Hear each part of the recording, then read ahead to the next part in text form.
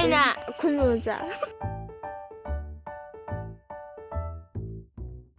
ꯍꯣꯔꯦꯟ ꯅꯨꯡꯗꯥꯡ ꯑꯃꯨꯛ ꯎꯠꯂꯛꯀꯦ ꯃꯌꯥꯝ ꯌꯦꯡꯃꯤꯟꯅꯔꯁꯦ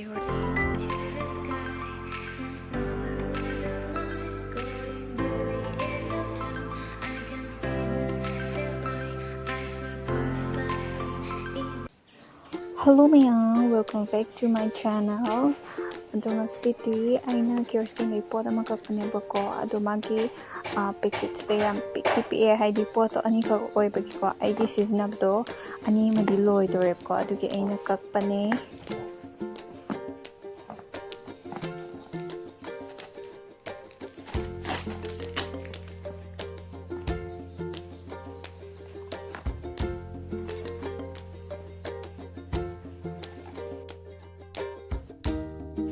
Hantaki aina order tawkrise potse ani khatanebko haidi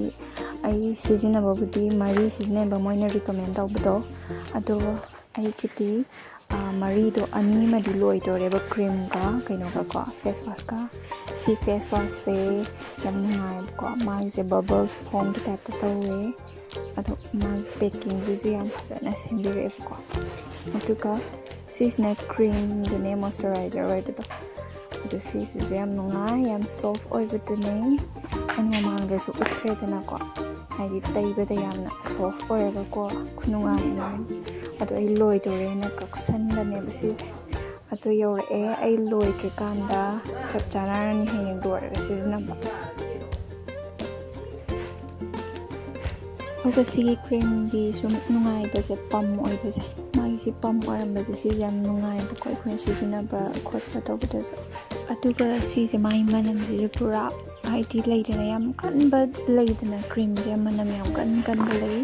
adu du stau de ko yam ing la raga sisna ta nungai ba to adu oi ngasiti sigi kobi masoi jika alu jika irolani ba ko sigi nomang khasna mugli de kathamawtune adudo aluga bori kitang amaga hapchalaga kangkong oge tawni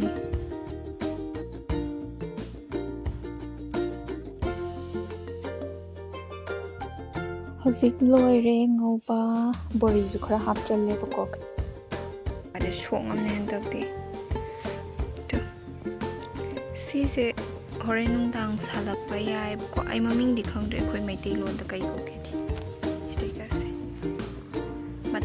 salani horen nungdang sisu salani handakna ahanba satwane bako aina gamla je tu hi pitru macha je thajudana smaina makla ngakta oina ingre basi leise adu horen nungdang namjara ake aduga yeminarse siki singje mamai bani nang hamu asum nakandai phuktorakpane bako aduga ari bising do lokthokre aduga ano mayon yawbasing do adu sing do phumjalambane adu hosi haukale bako sing jingjo yam phasana hosta leire phasatra machu singse mayam sale lei sing sa phasa machu si phasatra simarakta palitu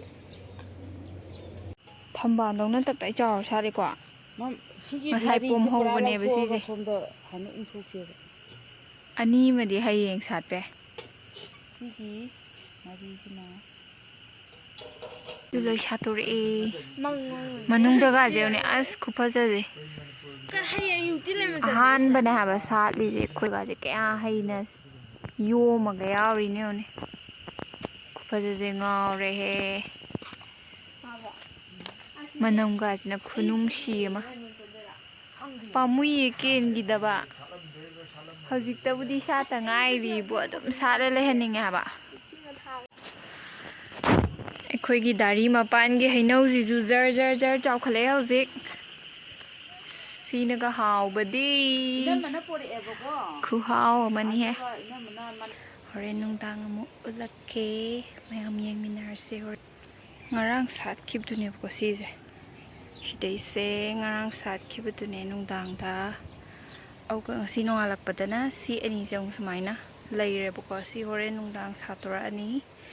side lei sat pe yengi ba mi si lei satpa ngai bada be ma uire e ai jini lei yeng bagi ngai ba ngang jing zengo lei de ngune he phai tumam dai sida lei yeng bane ko tholi je yai ma je tum daga ngai jari bane hajik sigi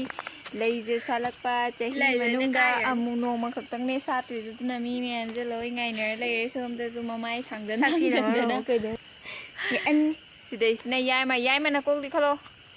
lei ga una ba ma but ma le nang di aina bem